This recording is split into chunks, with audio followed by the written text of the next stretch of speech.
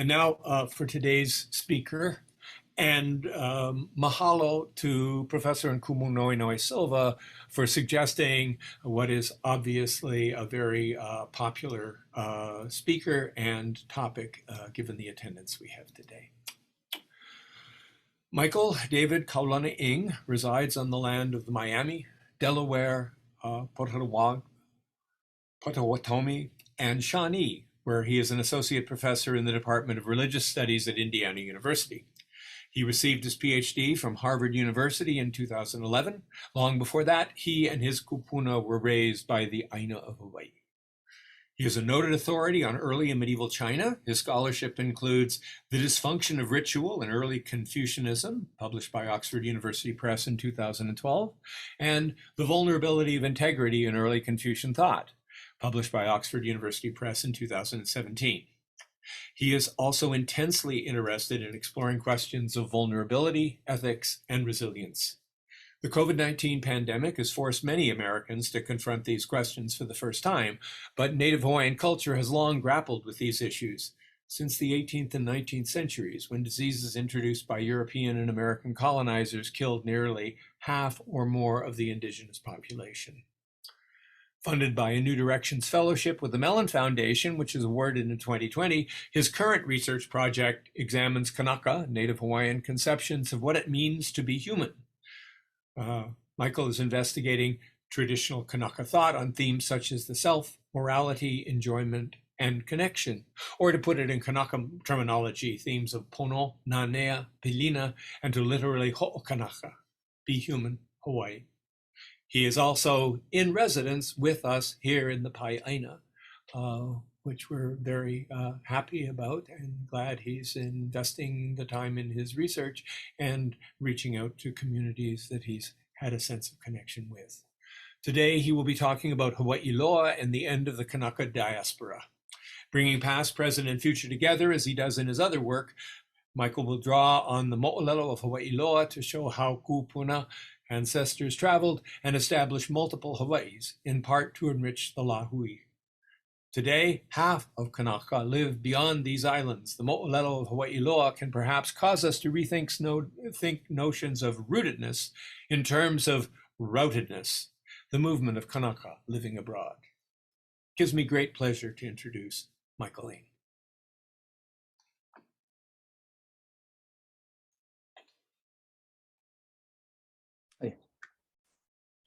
Maikamoko keawe, akamoku honu, aloha mai kako. Na uka hauoli no keia ha'i o lelo, mahalo nui au ko. I'd like to express my appreciation for the organizers and sponsors of this event. And let me just get my slideshow going here, including the Center for Biographical Research, the Hamilton Library, Spark M. Matsunaga Institute for Peace and Conflict Resolution, Hui Aina Pilipili, Native Hawaiian Initiative, Hawaiʻi Akea School of Hawaiian Knowledge, and the Departments of Religion, Ethnic Studies, and Political Science. It seems fitting in a presentation hosted by the Center for Biographical Research to begin with an autobiography of sorts. O Manoa Ku'o'one Hanau was born and raised at the bottom of Manoa Valley. When I was about 20, I left the islands, living in Taiwan for 2 years, Utah for 4 years, Boston for 8 years, and now Indiana for 10. If you do the math on that, you'll see that a couple of years ago, I passed the tipping point of having lived longer outside of the islands than within. It's about that time that I started reflecting on what it means to be Kanaka, living in what some call the Hawaiian diaspora. This was in part fueled by my interactions with other Kanaka over the past 20 years, interactions where I was told, sometimes not so subtly, that Kanaka living abroad are lesser Hawaiians. Such as when Kamehameha schools denied my application for funding while a graduate student at Harvard because I was no longer a resident of Hawaii. Or when my daughter was told by one of the assistants at Ho'omaka'ikai that she talks funny.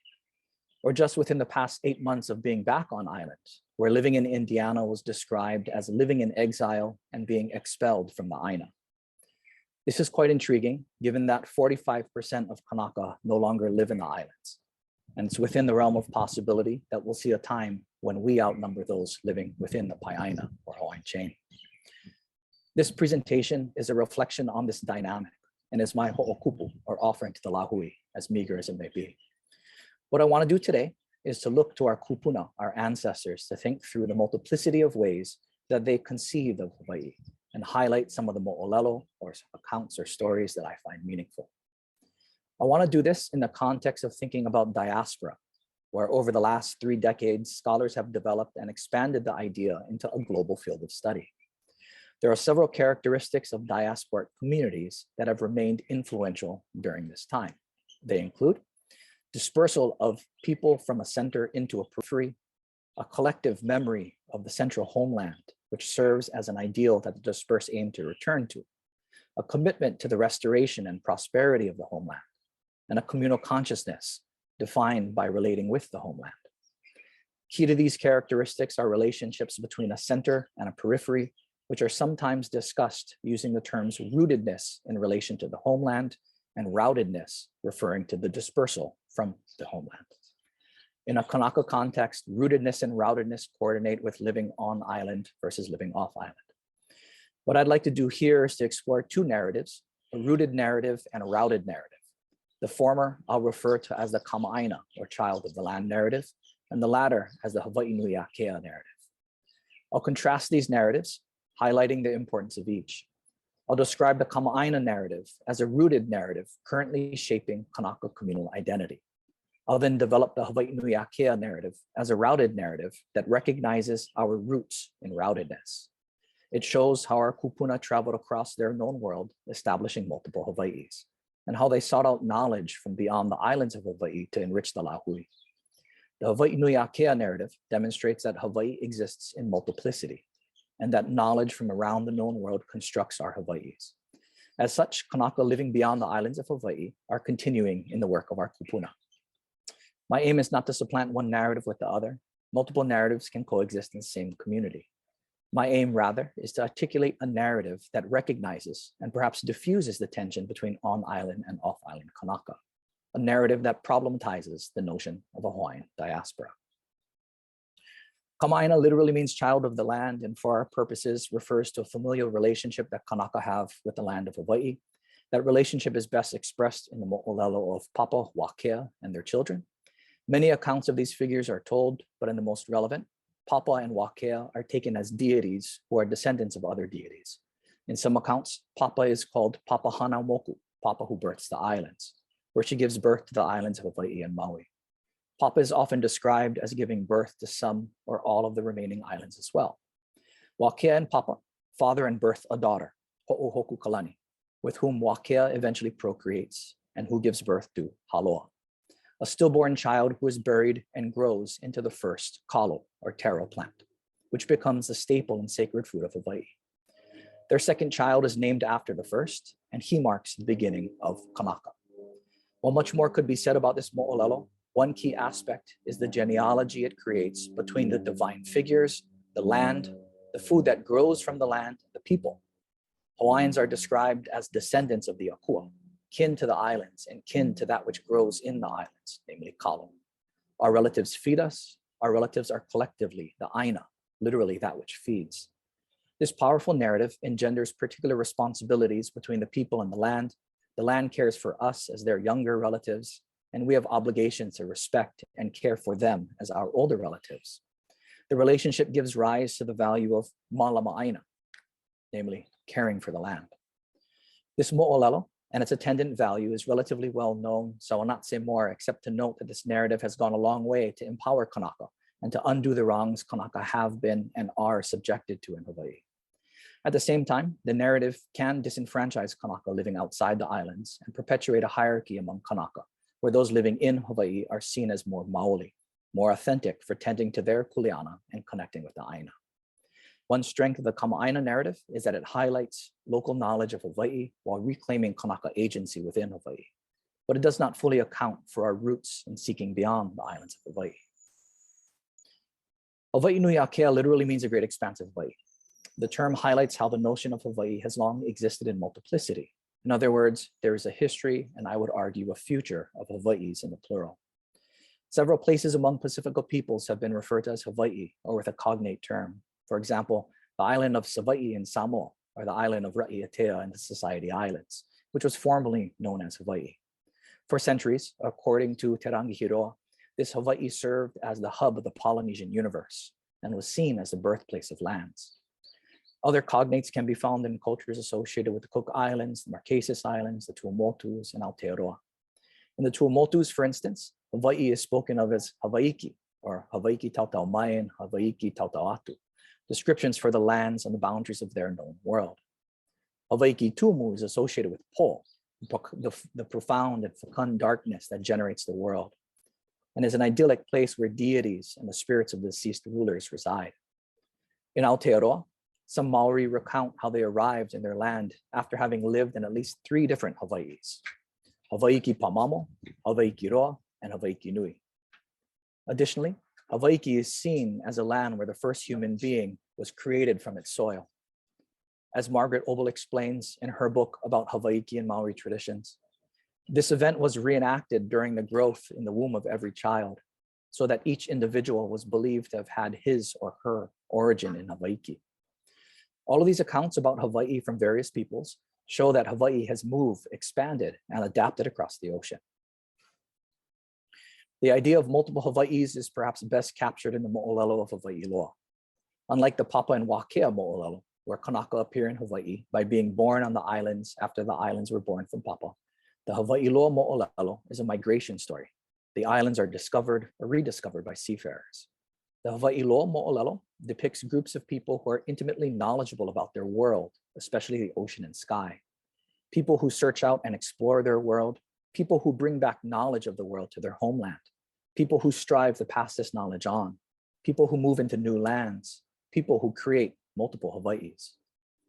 The most complete account of Hawaiʻiloa in Hawaiian is found in Kepelino Keokalani's Moʻolelo Hawaii, composed sometime before the author's death in 1878. Kepelino refers to Hawaiʻiloa as Hawaii Nui and begins his description with the title Ka Moʻolelo Hawaii Nei Ka Wakahiko, the account of Hawaii in antiquity. The man who mastered these billowing swells was named Hawaii Nui, a man from lands around Kahiki Honuokele.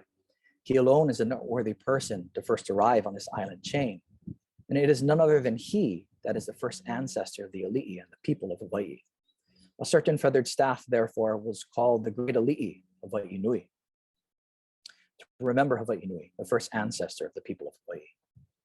Kepelino continues his account in the next section titled Kaloa Ana o Keia Pai Aina Ya Hawaii Nui, the finding of this archipelago by Hawaii Nui.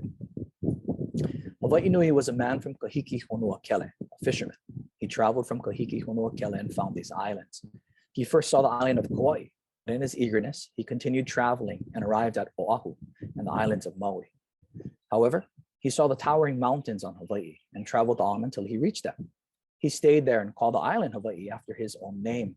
The islands from Maui to Kauai were named after his children and the people who traveled with him. These are the names of his children. Maui was the oldest, then Oahu, and Kauai was the youngest. The larger islands were called by these names, but the smaller islands were probably named after the people that traveled with him. While it is said that his children were born in Hawaii, and this was the very final voyage of Hawaii Nui to Hawaii, there is, however, another version of the story, where he went on his last voyage with his children, wife, and entire family. They lived in Kona, Hawaii, as Kona was the most beautiful place in the time of Hawaii Nui. Kepelino goes on to describe what appears to be this alternative account, where Hawaii Nui, after living in Hawaii for some time, travels back to his homeland for his family and returns with them and 8 wayfinders who track the stars to return to Hawaii. Various stars and places in the islands are named after them, and Kepelino provides accounts of each of the wayfinders. Abraham Fornander's collection provides longer accounts of these moʻolelo using the name Hawaiʻiloa, accounts he attributes to Kepelino and Samuel Kamakau. Unfortunately, the Hawaiian language versions of these portions of Fornander's collection are no longer extant, so I will not quote them at length. Fornander records more background of Hawaiʻiloa, including his brothers and the name of his wife, Hualalai. Hawaiʻiloa is known for taking great fishing expeditions on a large ship with a sizable crew. On one expedition, his wayfinder Makali'i suggests that they follow the star Iao, known as the Eastern Star, Scout of Land. They are at least implicitly searching for land. The crew finds what comes to be called the islands of Hawaii, and they stay for a while before returning to bring back many more people. After living in the islands, Hawaiʻiloa makes several more voyages to places such as Tahiti, where he and his brother travel to the root of the earth. Along the way, name at least one other place after Hawaiʻiloa. Later, he takes his grandchildren to Hawaii, which he also refers to as Hawaii Kulalo, the Hawaii station below, as opposed to Hawaii Luna, Hawaii above. Then Hawaiʻiloa goes westward to the land of the people with narrow eyes, and northward to the land of Kuahewaheva Kane, where he returns to Hawaii with white men. He continues voyaging to places such as Kapakapu'ua Kane, where he takes at least one grandchild to teach him navigation. The latter portion of the accounts in Fornander likely reflect 19th century retellings of the Hawaiʻiloa moʻolelo, as Kanaka came to know about other parts of the world. But the important point is that Hawaiʻiloa travels throughout his known world. Hawaiʻiloa is a fisherman, but not in the casual sense of the term. Being a Kanaka fisherman required far more than simply catching fish. It required craftsmanship in constructing durable boats, planning for weeks or months on the open sea, knowledge of where to find fish, knowledge of how to keep and find food for the crew, knowledge of ocean and weather patterns, knowledge of the sun, moon, and stars to track direction and distance as well as time, leadership in managing a crew with various expertise, among other skills and traits. The moʻolelo makes clear that these fishermen are out looking for more than fish. They are explorers of the world, scouts of knowledge, eager to bring new things home, or even to move to a new home. And Ololo No'ea, or wise saying about Kanaka fishermen, states, "Ike keo nui me keo iki." They know the currents, big and small. This saying is rooted in a play on the word au, which is translated as currents, but also means time or era. Hence, fishermen are people with broad knowledge. They know all ages. A fisherman is not only someone who possesses broad knowledge, but someone who brings knowledge back. Quite literally, they return with seafood or physical sustenance for the na'au, the gut. But the na'au is also the seat of knowledge in Hawaiian thought, and so fishermen return with knowledge to feed the soul. For Hawaiʻiloa and his people, the world presents the possibility of knowledge, and instead of their islands serving as locations of restriction or isolation, the islands become homes and way stations for a continual journey. In many respects, Hawaiʻiloa is most at home in the journey. The term Hawaiʻiloa is sometimes used not in reference to the moʻolelo, but as a title for Kanaka who have done great things. For example, King Kamehameha IV and Queen Liliuokalani are referred to as Hawaiʻiloa in the 19th century. In this usage, Hawaiʻiloa is the kind of person Kanaka should strive to become. The term Hawaiʻiloa as a title for greatness can also be synonymous with Hawaiʻimiloa, the Hawaii who searches far and wide. In 1865 to 1866, William Ho'opili Ka'auwai accompanied Queen Emma to England to request support for the Anglican Church in Hawaii. This is an image of him in England traveling with his wife. Ka'auwai had previously been elected to the House of Representatives in the Kingdom of Hawaii, and in 1864 became the first Kanaka ordained a deacon in the Anglican Church. The long journey to England included trips through various parts of Europe. Ka'auwai returned via New Zealand. He kept an account of his journey and published parts in approximately 20 installments in Kanupepa Ku'oko'a, beginning in 1868. The series was titled Ka Mo'olelo no Ka Makaʻikaʻi Ana Puni Kahunua, an account of touring around the world. The 13th installment continued his description of London that began in number 11, discussing the lush vegetation, the beauty of the Thames, and the sprawl of the city. He also described the people they met, culminating in their visit with Queen Victoria in the 15th installment. Ka'auwai's account in Kanupepa Ku'oko'a demonstrates a frequent awareness of his readers. He addresses them directly, often explaining why he has chosen to relate the things he does. His gestures to the reader signal his desire to collect and share information about the world he found himself in, particularly for the sake of his countrymen who could not embark on similar journeys. Ka'auwai clearly felt obligated to bring knowledge of the world back to his people. His direct address in the 13th installment in part reads, "However, we are all indeed fortunate that some of us have witnessed firsthand this knowledge. Now, it is this knowledge which I have that I insist on telling to you all, so that you might properly understand the things I have to say. There is no knowledge that escapes us, for there are not many peoples of the world that acquire knowledge like this. You are a person of Hawaii, right? Perhaps so, if not a Hawaii who searches far and wide." Ka'auwai is one of the few Kanaka who travel to London, and he is acutely aware of that fact. His desire to report information stems not only from a camaraderie, a wish to paint a picture so vivid that the reader might imagine him or herself on the journey, but even more so it stems from his perception of what it means to be Kanaka. For Ka'auwai, Kanaka are curators of knowledge. Nothing falls beyond our purview. He makes a bold claim: few people on earth acquire knowledge like us. And while grandiose, the statement reflects Ka'auwai's pride in a people with a disposition to engage the world in its totality. For a Hawaiʻi imiloa, there is nothing worthy that cannot be incorporated into Hawaii. Ka'auwai published his accounts in one of the approximately 100 newspapers printing articles in the Hawaiian language between the middle of the 19th century and the middle of the 20th century. These more than 100,000 newspaper-sized pages testify to the efforts of Kanaka to acquire knowledge from far and wide. They not only contain the accounts of Kanaka who traveled around the world, such as Ka'auwai, and many more local news items, but they also contain translations into Hawaiian of stories from around the world, including Arabian Nights, Tarzan, and Julius Caesar, as well as others. The term Hawaiʻi imiloa is used in these contexts to explain why Kanaka put in the effort to translate and print these stories. Hawaiʻi imiloa is not only about accumulating knowledge, but also distributing knowledge in new contexts. It appears in contexts where knowledge from beyond Hawaii is being discussed, such as practices among various kinds of medical doctors. Hawaiʻi imiloa is an epithet given to Kanaka abroad, such as the more than 100 who participated in the Civil War, as well as those Kanaka working as Christian missionaries in other parts of Oceania, or members of the National Hawaiian Band as they toured through parts of the United States. Throughout the newspapers, the term Hawaiʻi imiloa is most often used to discuss Kanaka who engage with the world beyond the islands of Hawaii in diverse ways.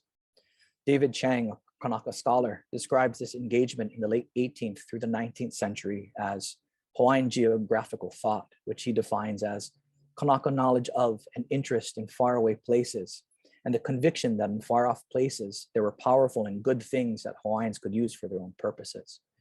Chang's work reinscribes Kanaka with agency to explore. His book, The World and All Things Upon It, borrows from author and educator J.H. Kanepu'u's 1877 newspaper series on global geography and a host of other sources to demonstrate the politics of geography. Namely, knowing where you are in the world is not just a physical mapping of location, but is an intellectual exercise in knowing where you stand in the world and knowing your place among other people. Many Kanaka throughout the 19th century worked to show that the place Euro-Americans often assigned to Kanaka was not the place they saw themselves occupying. Kanaka were not noble savages waiting to be discovered. Rather, they were a dignified people who saw the earth, in the words of Chang, as a broad and expansive place, a world to behold, open for all to see and know. Chang's understanding here coordinates well with Hawaiʻi imiloa. As I read the words and trace the actions, of Kanaka Maoli in the 19th century, I found that the exploration of the world is the inheritance of Native Hawaiians. Decades before the overthrow, and years before Kanepu'u published his installments about geography and Ka'auwai traveled to London, Kanaka had already moved to California, some of them participating in the gold rush. Ormo Hinckley Gulick, a missionary born in Honolulu in 1830 and fluent in Hawaiian, wrote to the readers of Kealaula about his 1870 travels through San Francisco, likely on his way to a new mission assignment in Japan. While there, he came across several Kanaka. He writes, "The gold rush in California is the magnet that attracts people of all races in the world. They are here on the streets of San Francisco. Here you find citizens of the land without a monarchy, the United States of America. Those of Britain, the land where the ruler is Queen Victoria. Those of France, where the land where they speak a foreign language. Those of Germany, the land of foreign tongues. Those of Sweden, the cold lands of Europe. Those of Italy, the land of the famous city of Rome and the place where the head of the sect that worships Mary lives. Those of Mexico, the land of ongoing war, civil war, and where Spanish is their language. Those of Africa, of whom Hem is their forefather, and who are now, however, citizens of America. Those of Indian tribes, the aboriginals whom this land belongs. The Chinese, the lands of Sinim, China, with their long hair and thick-soled shoes. And here within these multitudes, there are some people of Hawaii, the land of majestic peaks and verdant cliffs. One day while in the dining hall, I found 5 Hawaiians. I heard them speaking in the language of my birth, and I quickly joined up with them and we enjoyed a meal together." This is Hawaiʻi loa. There are two from Honolulu, one from Lahaina, one from Kona on the island of Hawaii, and one from Kauai. While not a Kanaka, Gulick nonetheless sheds light on the idea of Hawaiʻi loa. In a sea of international people over 2,000 miles away from their home, a group of Kanaka from across the islands of Hawaii share a meal with a Hawaiian-speaking haole on his way to Japan. This global engagement is Hawaiʻi loa. A Hawaii searching far and wide need not only search for knowledge to share with others, but can also search for connections between people from around the world. Combining the imagery and ideas in the scene described by Gulick, we might say that knowledge is meant to be shared like a meal, and the joy of connection is predicated on the act of giving and receiving. Outside of the newspapers, Hawaiʻi loa was also used by other 19th century writers as a way of thinking about how to engage with foreigners. Kepelino in his Moʻolelo Hawaii notes differing customs between Kanaka and foreigners, building to this well-known statement on Hawaiʻi loa. Hawaii searching far and wide is a wondrous collection of things. The foreigner certainly engages in study, but he never fathoms the work of Hawaii searching far and wide. He might say, this is something a bit interesting. That is also something a bit interesting. Hawaii, the great island, becomes a foolish collection of things. The ahu is central to Kepelino's description, a term that I translated as collection of things. The term ahu can refer to an altar made by stacking stones in a cube-like shape. Ahu are built with care. Stones are chosen and organized in ways to ensure that the altar will be sturdy. Ahu are built in layers with many inner stones remaining unseen in the finished product. But those stones too must be selected with care to ensure a properly functioning ahu. Kepelino's comparison here highlights different approaches to the collection and organization of knowledge. Kanaka carefully collect the best pieces of knowledge throughout their world to form the wondrous altar of Hawaii. While foreigners come to study Hawaii and see little more than a disorganized heap of rocks. The contrast between foreign and Kanaka views of Hawaii highlights a gap in cultural understanding and serves for Kepelino to explain why the haole disparage Kanaka culture. Parts of my reading build on the work of John Charlot, who takes the value of ka'imiloa, or the great search, as central to Kanaka identity. Charlot was among the first scholars to draw attention to this passage in Kepelino's work, stating, Kepelino takes up an ancient Hawaiian concept to characterize Hawaii at its deepest. Hawaii is to be actively involved, and its deepest. Hawaii is in the movement of a great search. Charlot states this quite literally. To be of Hawaii is to be actively involved in the process of seeking out the best things. He describes this as the consciousness of searching, where Hawaii is found in the search itself, asserting that the search is a source of authentic greatness. In other words, Kanaka consciousness is an awareness of and the desire to explore a wider world. In the act of searching out the world, we discover Hawaii, and we discover Hawaii in ourselves. Hawaiʻi loa is the process of self-discovery as we come to learn about the connections we have to the world we inhabit. Taking Charlot and Kepelino together, we might say that the journey of the search itself is valued, and so is the way in which things acquired are properly situated together to form a wondrous design for living. A few concluding reflections.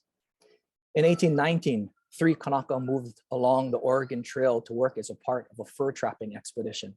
We know a little bit about them, but at least one died and the other 2 disappeared while trapping a stream. The stream was named after them and the area became known as Owaihi, today the 2nd largest county in Idaho. Owaihi is of course an early spelling of Hawaii. Other places were named after Hawaii in the 19th century, including a mining town in California named Oahu. Several places still bear the name Kanaka, which came to refer to Pacific Islanders more generally. These include the waterways Kanaka Creek and Kanaka Bar in California, Kanaka Bay and Kanaka Creek in Vancouver, Canada, and a Kanaka Bay in the state of Washington. In Utah, we find Kanaka Lake, created by the Kanaka who converted to Mormonism in the late 19th century and founded the town Iosepa. Portions of the world already bear the markings of Hawaii. Kanaka were on the world stage throughout the 19th century and even before that, with voyages to the Americas, long before Europeans reached what they would come to name the Americas. In the last 250 years, Kanaka have made invaluable international contributions to music, dance, athletics, culinary arts, martial arts, acting, politics, modeling, political activism, military action, oceanic, navigation, education, and more. We have always been a people voracious in our curiosity about what the world has to offer, eager to share what we have and what we have found. and confident in our ability to integrate new knowledge into more meaningful ways of living. The late Kumu John Lake, a well-known teacher of hula and Hawaiian culture, composed a mele that invokes the notion of Hawaiʻi akea, and I'll read it here in Kalamai to Kumu John. I'm not going to do it justice. Ea Hawaiʻi akea, Hawaiʻi nui, Hawaiʻi iki, Hawaiʻiloa, Hawaiʻi poko, Hawaiʻi luna, Hawaiʻi lalo. Iloko ka moa ana nui o Kanaloa. Ue kalani, naue ka honua, ne'e ka honua, o la'i ka honua, o ola ka honua. Ku o ka wairua o te tūpuna. Kupa'a te tangata Maori. Tihe Maori ola. The various Hawaiʻis of the world form Hawaiʻi nui akea. The great ones, the small ones, the long ones, the short ones, those up north and those down south. Our collective presence moves the heavens and the earth. Our ancestors, the Hawaiʻis of the past, give us life in the present. Our ancestors traveled across their known world and established Hawaiʻis, and we can continue to do the same.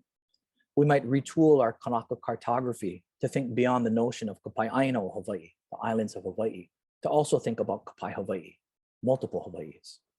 An adjustment in Kanaka cartography comes to see the world in ways similar to our kūpuna. The world as a place of possibility, a place of association, and a place of self-discovery. The Hawaiʻi nui akea narrative requires that we rethink the idea of a Hawaiian diaspora. As mentioned previously, commonly recognized notions of diaspora entail the dispersal or scattering of a group of people away from their homeland, a land that often serves as a sacred center of sorts.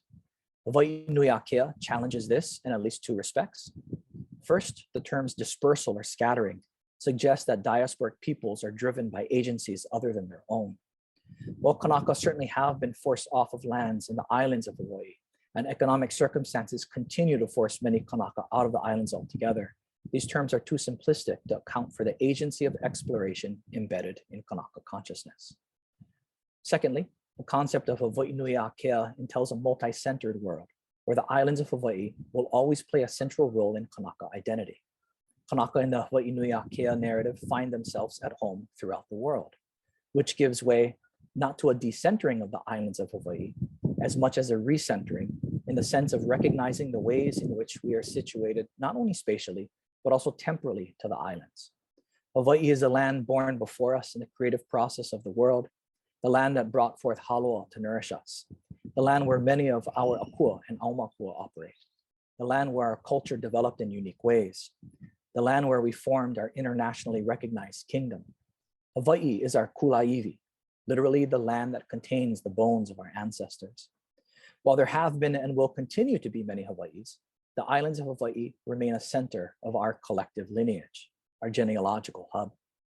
With this recentering, Hawaiian geographical thought incorporates Hawaiian genealogical thought, and we come to understand the lineage we have through the islands and with the islands.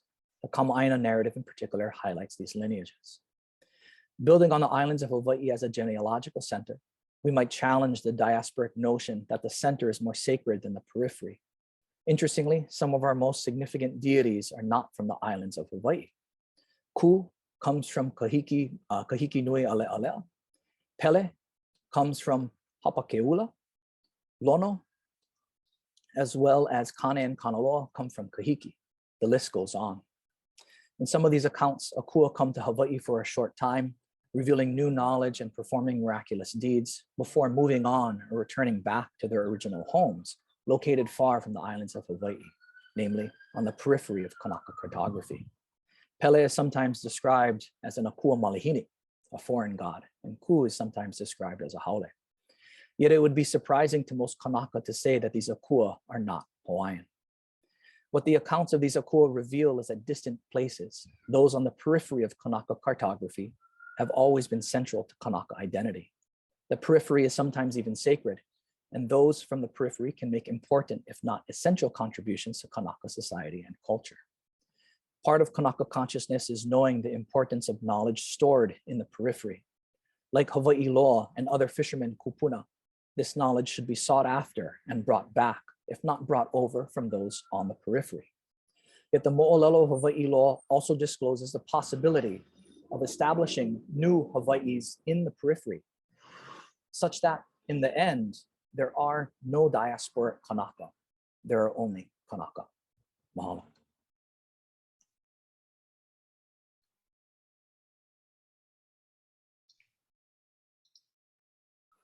Mahalo and Michael. Thank you so much for that presentation. And you've also given us the time, hit right on time. So this gives us a tremendous opportunity for people to ask questions and offer comments. You can put those comments into the chat. We're already getting comments about how much people have appreciated the talk. And I will pass those on. If you would like to speak directly, I think Zoe can in fact turn on your microphone and you can indicate which way you would like to do that. So while we're waiting, and please put questions in, I'll start off with a quick one, which is basically, because this is the Center for Biographical Research and you provided autobiographical information, how have you gone about, given the theme of what you were talking about, how have you gone about balancing out or figuring out the strategy for assembling the kind of archival knowledge that you're working with, the language knowledge, and also those things you bring to bear on it by your own educational and academic journey? Yeah, I mean, so this is one way in which I've inadvertently benefited from the pandemic. Since the University of Hawaii moved its courses online, and last academic year I was still in Bloomington, Indiana, I was nonetheless able to take courses through the University of Hawaii, and also work close with a private with Kaliko Aloha Martin, who has been incredibly helpful over the past 2 years in educating me with the Olelo Hawaiʻi.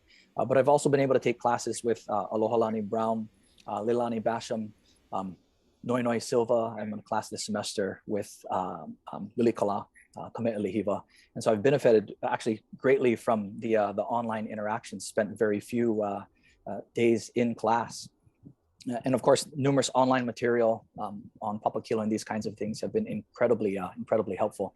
Fortunately, a lot of the Bishop Museum and some of the other archives have been a little less accessible since I've been here. Yes, as we're all familiar with in terms of being shut out and let in, up and down. I think we've got a couple of hands up.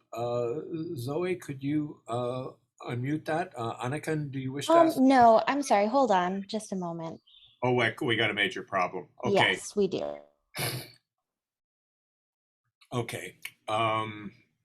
Yes, Zoe's going to be, we've got, all right. That's okay, we can. Yeah. Okay, no, we've got a, yeah. A heckler, yes. Yeah, well, we've actually managed to do this for 2 years without being bombed, and this is our first bomb. But I know Luciano is not doing that. So, hey, Luciano, how do you envision the various possibilities of Kanaka here, there, and everywhere to connect with each other, not just among families, but for public policy matters? Yeah, I mean, I wish I had. I think, especially at this stage in my thought process, much better at the abstract questions. Better rather than the some of these concrete ones. But nonetheless, I mean, I've been pleasantly surprised. I mean, sitting here, unfortunately, this is not taking place in person, but on the upshot, we're able to connect with, I see David Chang, who I greatly admire, is attending from Minnesota. I see folks from Washington, D.C., as well as folks, from Indiana as well. I see another person from California. And so there are ways in which, the internet has enabled, I think, connections that we're still learning the implications of. And there are some things obviously that work a little less well. We've been a part of a hula hula up in Indiana, which moved online, and my daughters didn't take to that very well during the pandemic. So there are certain kinds of things obviously that work less well. But I do think there are a number of things, right, that we could actually do online, certainly as a community. So I wish I had a better answer. Okay.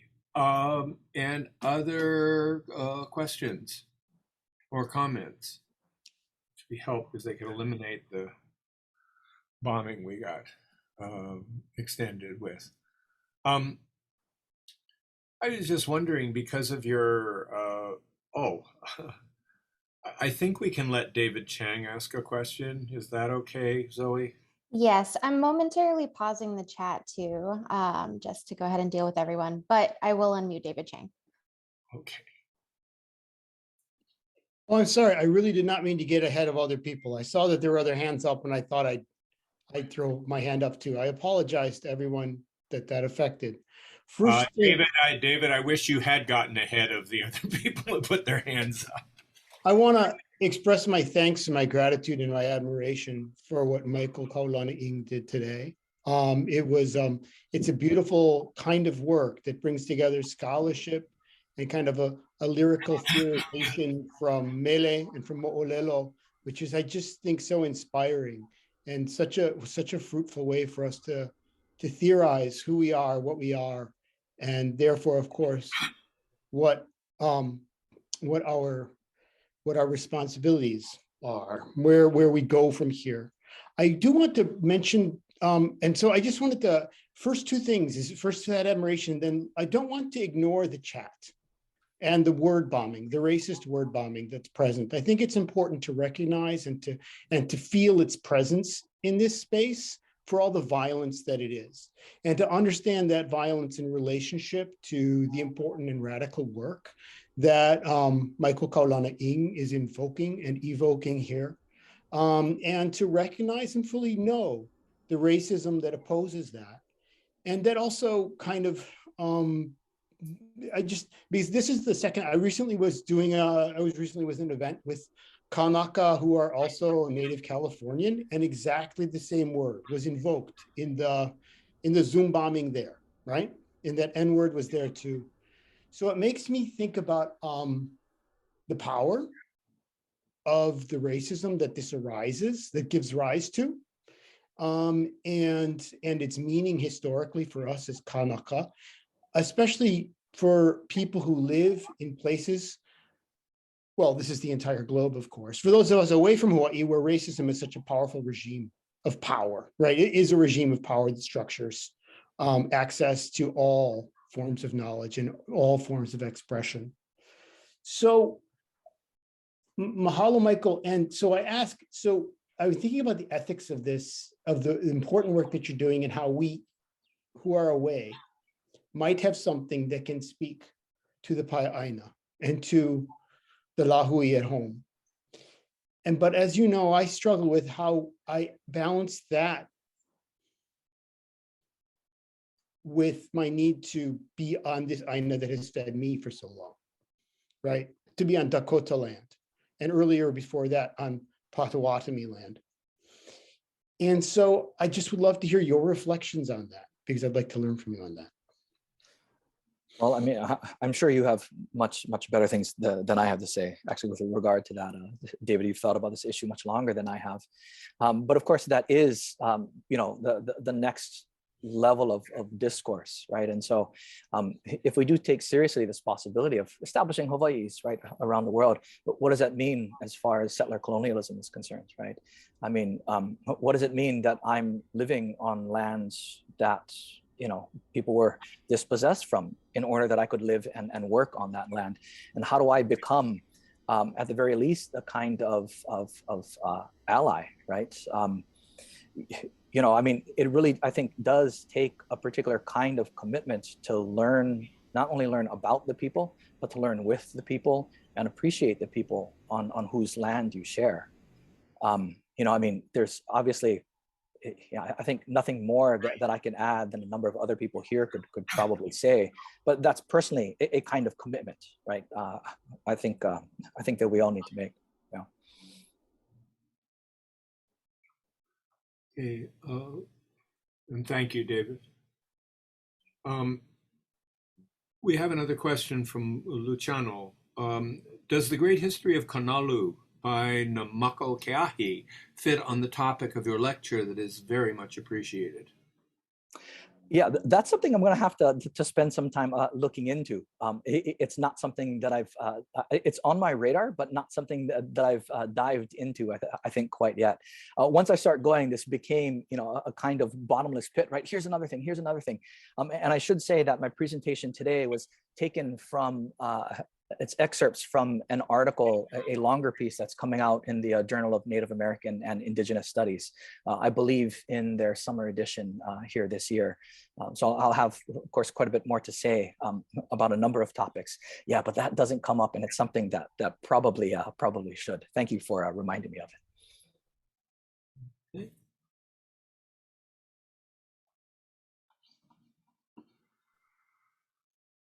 Okay. This is from Bahala Johnson. E ola ka popolo, kalau. He makane ea o e lono. E ola ka ho mai Afrika I Hawaiʻi a ola I ka ha loa kani, a ola ka popolo, a ola ka ha loa. He pule wale. E o. Mahalo ia oe kolo. E kahala. Mahalo kahala. I was going to raise another question just because you were bringing up Samoa, Kahiki, Tahiti, or whatever. I was wondering to what degree Apele Hau'ofa's work has in any way shaped your kind of notion of conceiving of Hawaii Nui Akea. Yeah, I mean, certainly so. Obviously, you know, I mean, his path-breaking article, I think, is something that many people here are quite familiar with. In part because of that, I took out some of the references that were early on in the article where I do draw from it. But there's one statement I think that I don't see quoted too much. Maybe I just haven't read enough. But in that same article, right, he says essentially that he may not use the word routedness, but he says to the effect that routedness is in our blood, right? And that seems to be, I think, one of kind of the long-standing images that resonates with me, right? Okay, this is from Tamara Swift. Did you look at the Hawaiian civic clubs on the continent and their connections? Could this be a way to think about having all Kanaka participate in Hawaii governance? Yeah, that's a great idea.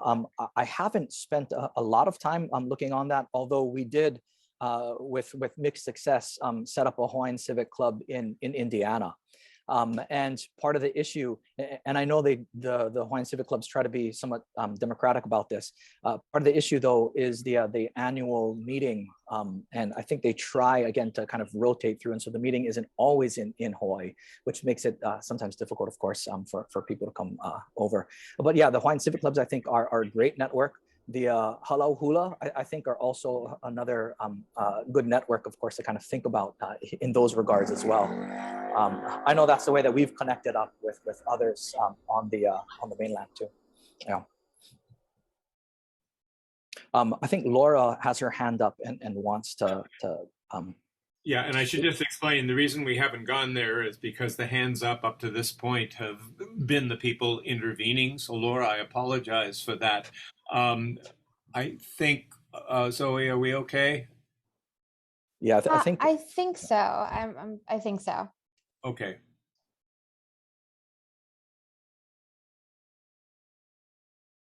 Okay, go ahead, Laura. So sorry, I'm trying to unmute her. You there did. we go. Oh, hi.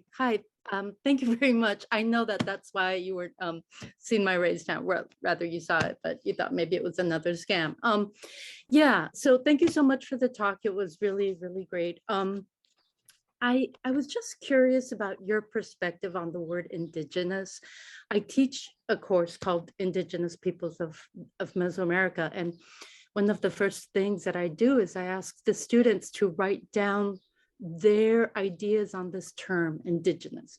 And, you know, there are so many different perspectives on the word, but one of the commonalities is this idea that indigenous peoples are rooted in the land, right?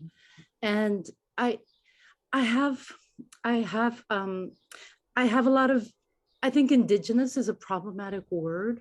I mean, and you use Kanaka because, you know, it works for Hawaii. I'm just wondering, what do you think is the use of the term indigenous? Does it work? Is it useful? I don't know. I just want your perspective, and I'll I'll go ahead and mute myself again. Okay. Yeah, no, thank you. Thank you very much for that question, Laura. I mean, you may have noticed that I avoided the word indigenous in the presentation, precisely because it can be somewhat of a thorny term, at least, you know, in my own understanding. It can work quite well as a term of solidarity with regard to groups that are still experiencing the effects of colonialism, right? So I think there are ways in which it can do incredible work, but of course, like any other term, there are always differences, I think, that it's going to gloss over, especially with this kind of assumption, right? That there's always going to be a kind of intimate connection with the land as far as indigenous peoples are concerned. You know, I mean, so how do we be careful of that, right? I mean, you know, I mean, it goes without saying. I mean, I'm trying to think here. This falls into other lines of research that I work in with regard to China, right? I mean, what counts as Chinese, for instance, is kind of another hotly debated thing. What counts as religion, right? And it seems with a lot of these terms, the closer you look, right, the more mushy, so to speak, these terms get. And I think, I mean, it's a matter of contextualizing your particular usage in the moment, right? I mean, if I ever was to use the term indigenous, I would try to give some kind of a brief gloss with regard to it, right? But yeah, I mean, I don't know. It's a problematic term to me, to the point that I would be very careful, I suppose, in my own usage. But yeah, sorry, but that's about the best I can come up with here. We have another couple of questions here. One is from the audience. Another question from the audience: how useful are the Hudson's Bay Company records in locating Hawaiians in the Pacific? Yeah, that's a good question. And I think this is the kind of thing that I personally haven't looked at. I tend to see myself less as a historian and more as a philosopher, if that makes sense, which isn't to say that I'm not interested in kind of working carefully and contextualizing material in particular kinds of ways. But this is the kind of work I would love to see and reap the benefits from, if that makes sense. Less the kind of work that I would be personally interested in. Again, just as a matter of personal preference, more than anything else. But yeah, certainly something I think that could be quite fruitful and may need to be done. Okay, this is from Jan Holsch. Did routedness always coexist with rootedness? It seems like that Kanaka have moved from routedness and searched to more of a rootedness, and if so, why? Were there historical events that fostered this shift, if there was one, from your perspective? Yeah, I mean, in some respects, I think it's Teresia Tewa, right, who has some kind of a phrase on this, right, that inevitably, regardless of who you are, if you go back and investigate your roots, you're going to find routes, right? She has, I've paraphrased it really, really poorly. But the idea, I think, of course, is in some regards, right? Whenever you go back, regardless of who you are, you're going to find that routedness it's a part of humanity in many respects, right? What I'm trying to do is, I think, take it in a little bit of a slightly different turn, to say that this idea of rootedness with regard to Kanaka, or excuse me, with the idea of routedness with regard to Kanaka, is a part of our roots itself, right? That's a part of our identity. And so I'm kind of trying to, I suppose, push it a little further than Tewa tries to push it herself.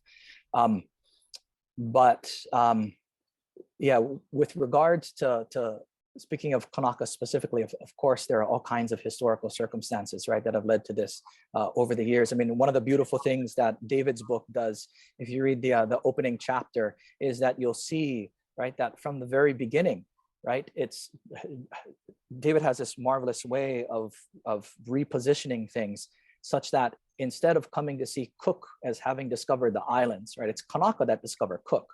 And almost immediately, right, as soon as the ships are seen, it's Kanaka who are in their boats going out to explore before Cook and company ever come on land, right? And so there's this way in which this tendency to get out and to explore, to attain new knowledge is kind of a part of the koko, so to speak, part of the blood. Okay, boy, and the questions are absolutely exploding. We'll go from one to the next. The first one, a question I know that comes up with many of our students and faculty here at the university. What advice do you have for Kanaka living in the diaspora finding their voice in academia?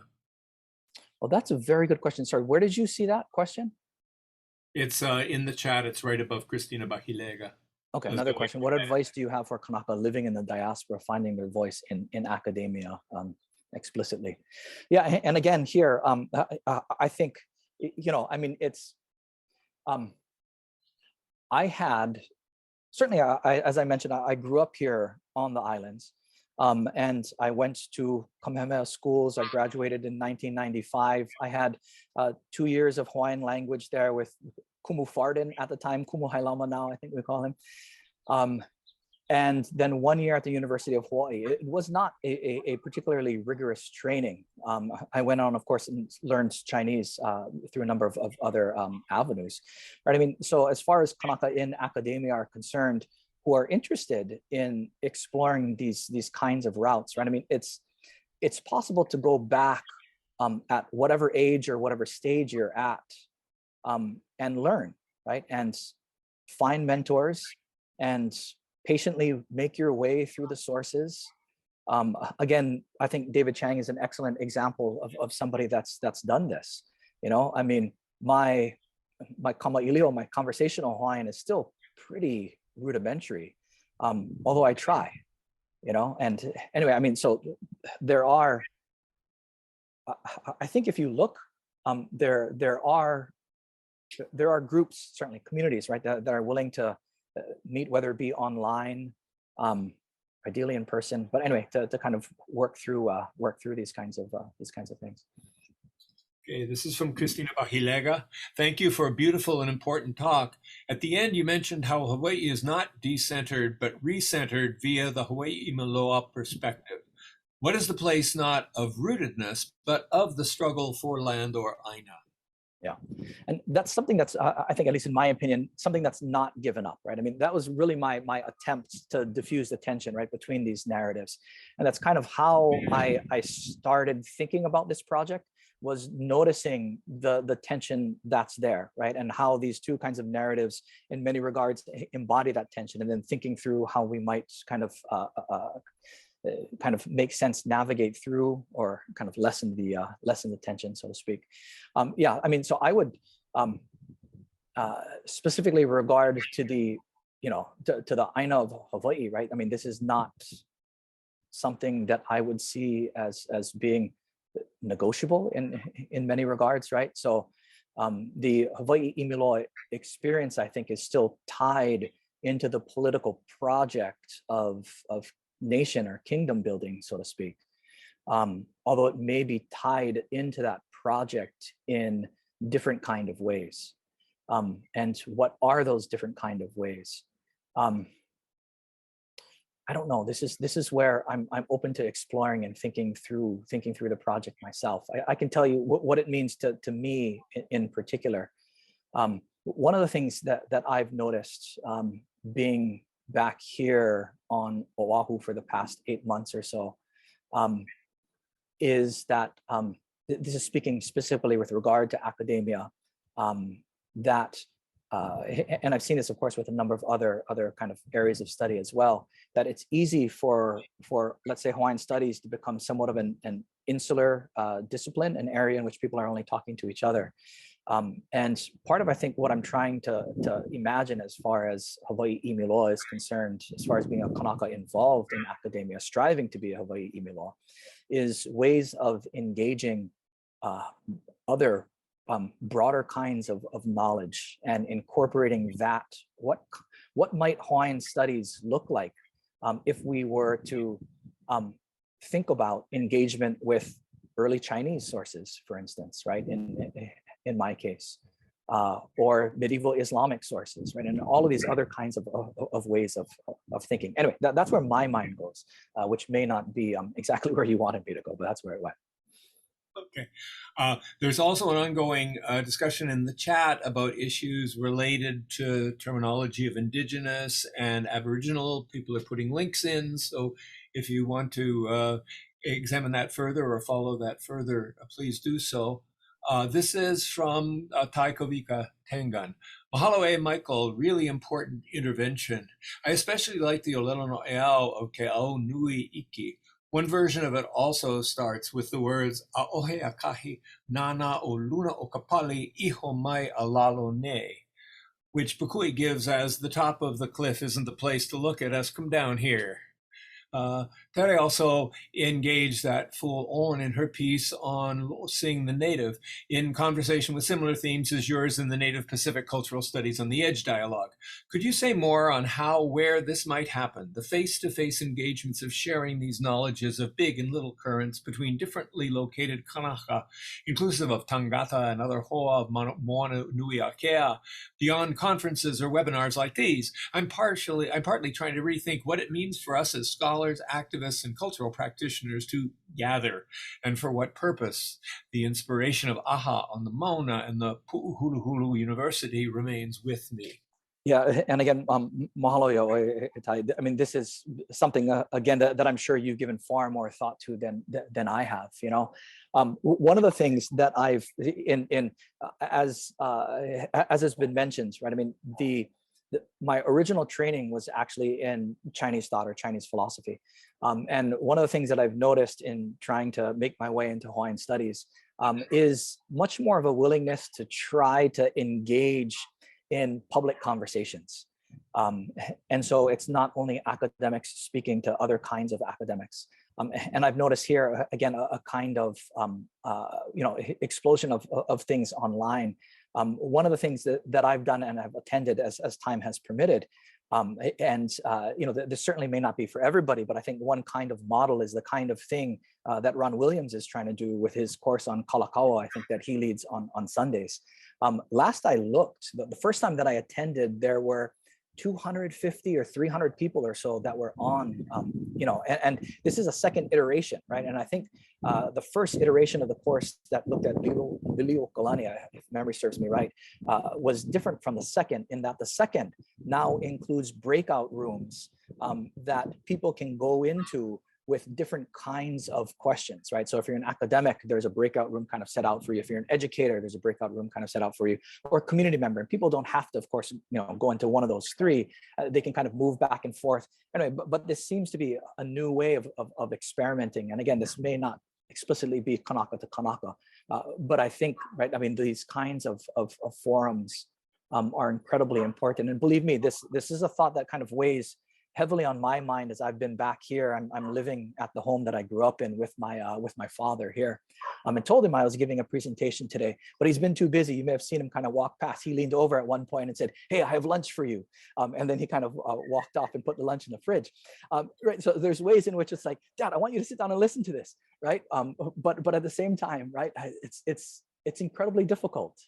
And I mean, I wish I had better answers than many of the people that I look out and see have, right? But at least at this stage, I don't, unfortunately. Okay, we've got two more questions, and if you're okay, Michael, with continuing on for a few more minutes, that would be great, and we'll just go with these. Thanks for the great talk, Michael. Question: are you made anxious by how the category frame of Hawaiʻi imiloa might signal resonances in the context of the TMT dispute, especially insofar as you unpack the category in terms of greater knowledge, etc.? In other words, I can well imagine that such work could be put to purposes you might not intend, as is true of all our work in principle. Does that give you pause? Yes, it does give me pause. Not explicitly with regard to TMT, I think, because I mean, it's being hungry for knowledge and desecrating your aina, I think, do not need to be conflicting things, right? I mean, so that's the easy response, I think, with regard to TMT. But what does give me pause, right? I mean, if we continue to think through this idea of establishing more Hawaiʻis, is something with regard to the question that David raised as far as settler colonialism is concerned. So that's one. And then the second is, can we go so far as to say that the aina of Hawaiʻi is not important or something like this, right? I mean, things could be kind of carried beyond what I would consider that a logical extent. But No, right? I mean, so those are the ways in which it gives me pause. The ways in which it doesn't give me pause is that I don't think it's incompatible to say that what we're trying to do as Kanaka or Kanaka Hawaiʻi is to form a wondrous altar, a wondrous ahu for living, right? And the way that we do this, of course, is not simply by collecting knowledge and throwing it together into a pile, right? But by placing it carefully, considerately, thinking through the implications, right? And so it's not just a free-for-all, so to speak, right? But rather the way that knowledge gets deployed ought to be thought through with regards to community, with regard to other kinds of ethical considerations. Yeah. Okay. And the last mahalo and question. Mahalo, Michael, for this presentation. It's great to see you again after Kumuku'aloha's course on Kumulipo. I'm wondering how using the phrase end of the diaspora is able to honor the multiple mo'olelo within the diaspora, because not everyone in the diaspora is able to learn about their Hawaiian culture and roots. How does ending the diaspora allow room and space for those Kanaka within the Lāhui? That's Leilani Portillo. Yeah, and so I mean, I would say that being a part of the Lāhui is not predicated on our ability to learn about our culture and roots, the way that's put here in Leilani's comments, and mahalo Leilani for those comments. In other words, the way in which the Hawaii Nui Akea narrative leads, and the Hawaiʻiloa moʻolelo leads to the end of the diaspora, is recognizing that we live that our kūpuna, certainly not all of them, but many of our kūpuna saw the world existing in its multiplicity, existing as a kind of multi-centered world where if we think about peripheries with regards to centers, we can certainly do that. But even if we take that idea up, there are ways in which the periphery still remains incredibly significant. On the other hand, we can also see ways in which, in living in a multi-centered world, it doesn't always make sense to talk about a periphery. And in that context, what we have are not Kanaka Hawaiʻi living on island and living off island, but rather what we have are not Kanaka Hawaiʻi living in the center and living in the periphery. Rather, what we have are simply Kanaka or Kanaka Hawaiʻi.